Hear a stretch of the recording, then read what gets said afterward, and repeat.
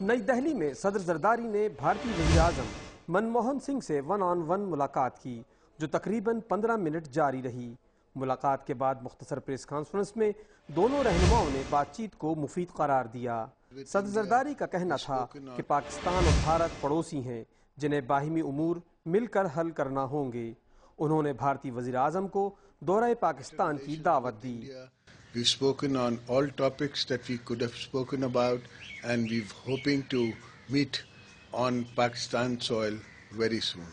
بھارتی وزیر اعظم منموہن سنگھ کا کہنا تھا کہ وہ صدر زرداری کے ساتھ ہونے والی گفتگو سے مطمئن ہیں اور پاکستان کا دورہ کر کے انہیں خوشی ہوگی۔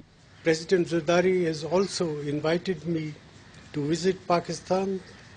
I would be very happy to visit Pakistan on a mutually convenient date. نئی دہلی میں وزیر اعظم منموہن سنگھ نے صدر زرداری کے اعزاز میں ظہرانہ بھی دیا۔ دوسری جانب وفاقی وزیر داخلہ رحمان ملک نے بھارتی وزیر داخلہ چدمبرم سے ملاقات کی اور ان سے اہم امور پر تبادلہ خیال کیا۔ اس موقع پر پاکستان پیپلز پارٹی کے چیئرمین بلاول بھٹو زرداری اور بھارتی حکمران جماعت کانگریس کے سیکریٹری جنرل راہول گاندھی کے درمیان بھی ملاقات ہوئی، جس میں باہمی دلچسپی کے امور پر تبادلہ خیال ہوا۔